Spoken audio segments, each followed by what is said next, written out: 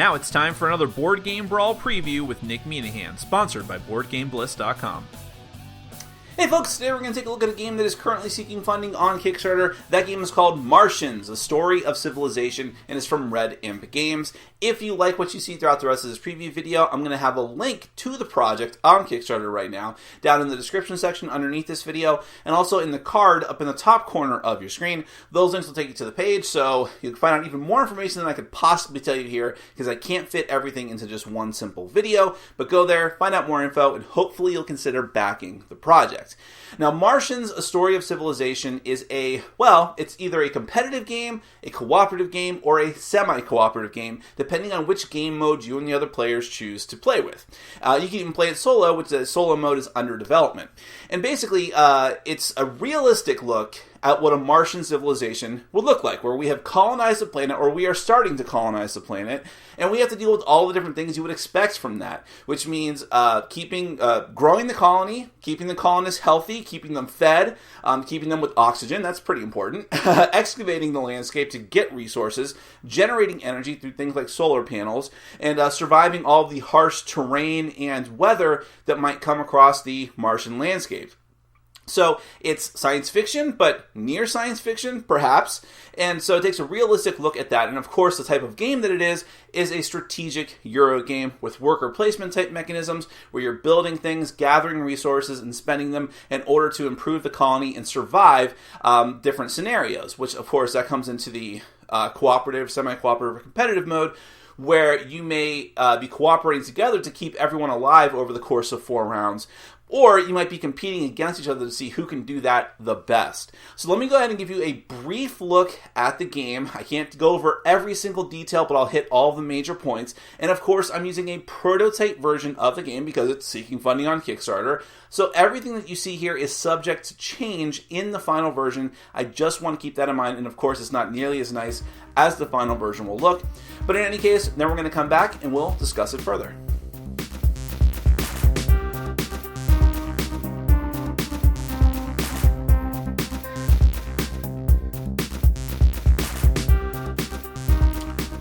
Martians, A Story of Civilization is a strategy game for 1 to 4 players that can be played as either fully cooperative, fully competitive, or semi-cooperative.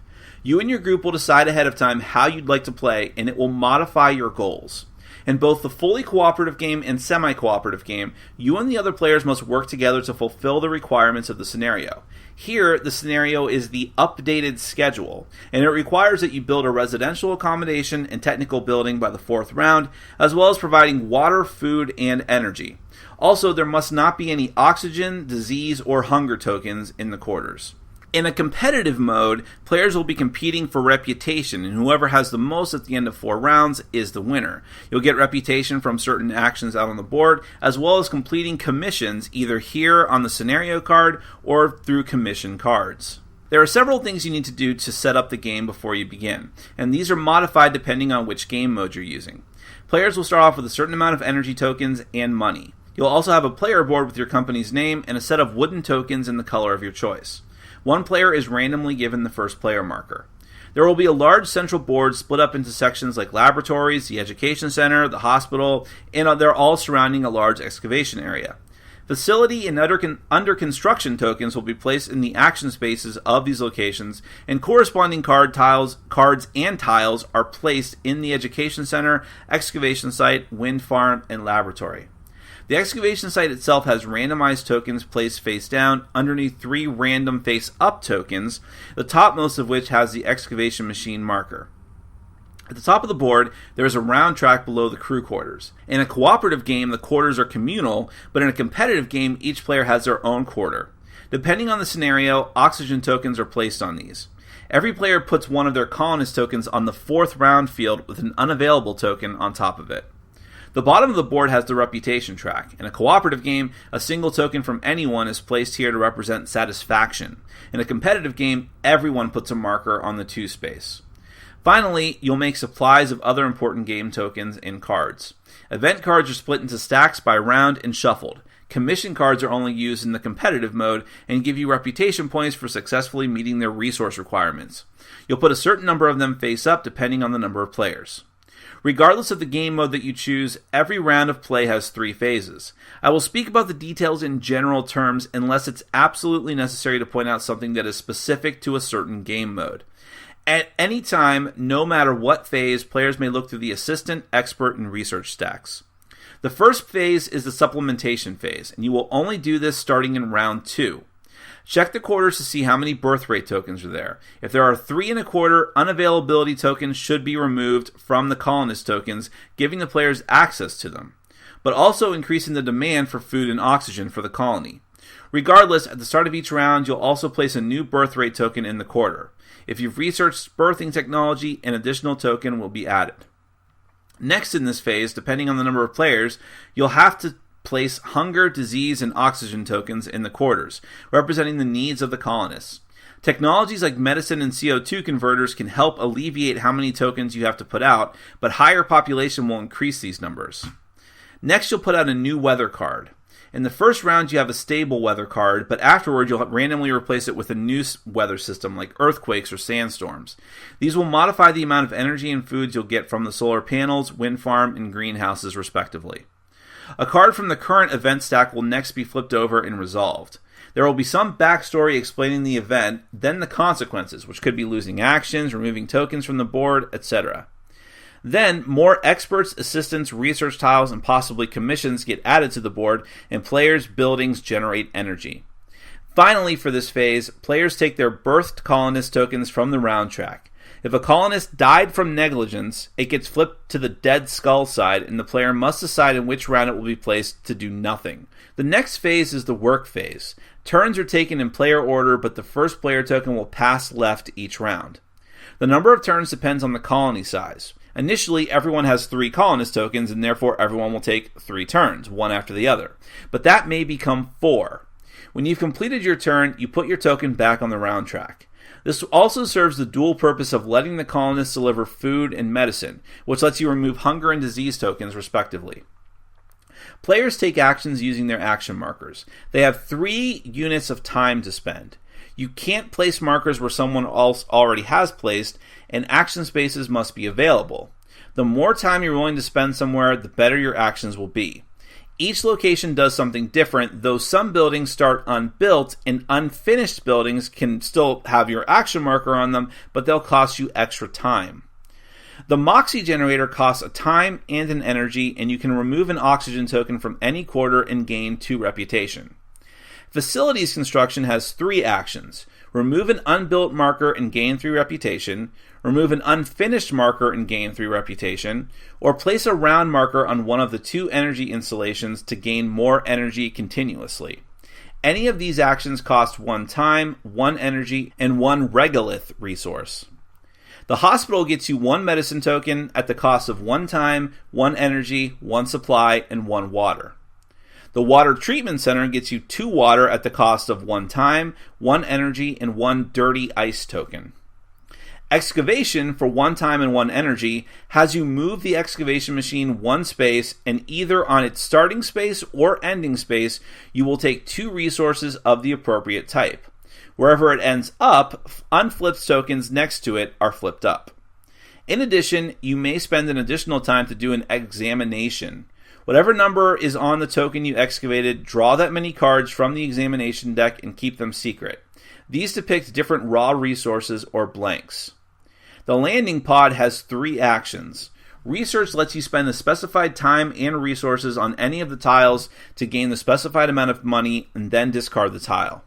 You can spend 1 or 2 time to get 1 or 2 supply tokens, or you can complete scenarios or commissions, if it's the competitive game, spending time and the appropriate resources to gain reputation. The laboratory has 2 types of actions. The first action lets you develop one of your corporation technologies on your player board by placing a round marker on it. These can do things like giving you extra movement of the excavation machine, more time each turn, or more energy when you produce. Alternatively, you can develop new technologies on the board, which increase the efficacy of medicine or increase the birth rate, for example. The greenhouses have 2 actions. First, you can put a new crop tile of your choice on the board, or replace one that you already have there, which costs 1 time and 1 energy. Second, you can produce crops based on the tile you currently have, spending resources to get food and medicine markers. The Education Center lets you spend $2 to get an assistant or expert of your choice. There are several different kinds and they all give different bonuses. You must spend resources to get the expert's abilities, while assistance bonuses are always on when they apply. You're allowed to have 2 of each and they go onto your player board. After every player has taken all of their turns, you have the final phase of the round, the quarter summary phase. Each quarter is resolved from left to right. First, oxygen is checked. If any oxygen remains on a quarter, the colonists will die. Then disease is checked, which can cause players to lose action markers. Finally, hunger is checked, and it may cause you to lose both action markers and money. After checking all of these, all the markers are removed. If things get really bad, where you lose all of your action markers, you may have to spend even more time and money to retrieve action markers from the infirmary or apartments. At the end of the 4th round, check to see if you've met all the scenario objectives and cleared out the negative markers from the quarters, or check to see who has the most reputation in the competitive game. That's Martians.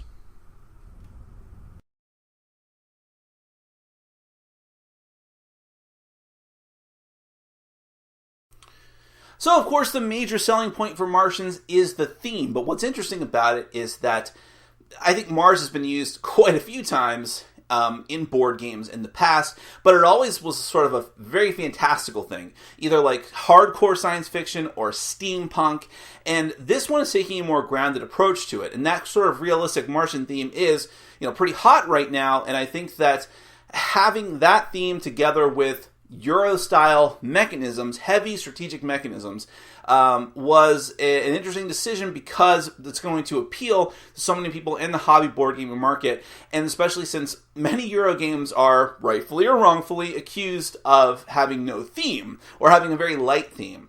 But Martians definitely ties together the theme to the mechanisms pretty tightly and succinctly.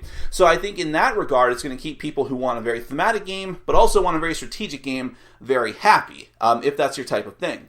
And there is a lot going on in the game. I would say that despite the fact that it is so complex in a lot of ways, it's still not a bear to learn. It's not a bear to teach either. You can get through the rules explanation pretty quickly and get the game going. But then for the people who do want a very heavy strategic experience, there's enough meat there for you to sink your teeth into. There's a lot of different decisions that you have to make. It's worker placement in a sense, where you're putting out your action markers, and there's a very interesting mechanism where it's time-based. So it's not just, I do this, and then it goes around. No, it's like, how much time am I willing to commit to this action to get the best benefit out of it?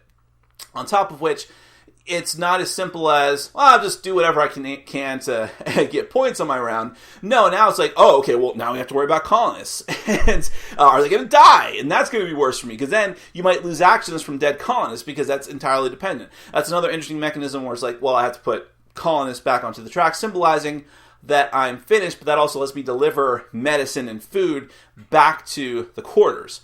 The fact that you can play the game in multiple modes means that there's more replay value than the average game, because now it can be played cooperative, semi-cooperative, competitive. They all have their own different idiosyncrasies. The competitive mode is very different than the other 2 modes, of course, because now you're going after the commission cards, which adds more decision-making, more wrinkles. The scenario itself has different commissions that you can go after, and so on and so forth. And of course, there is a scenario, which in my prototype version, I only had the one to show to you, but of course, there will be more.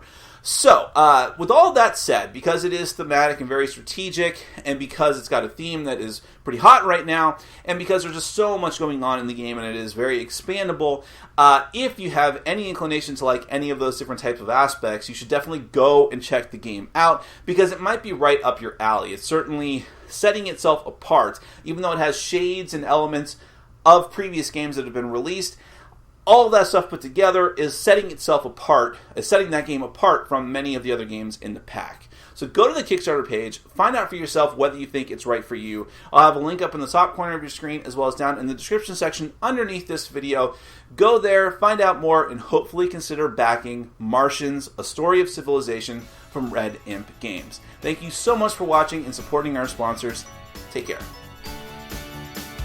Thanks for watching. Follow us on Facebook, Twitter, and Patreon. And make sure to check out our sponsor, Board Game Bliss, where you can find an amazing selection of games from around the world. BoardGameBliss.com. Thanks for your support.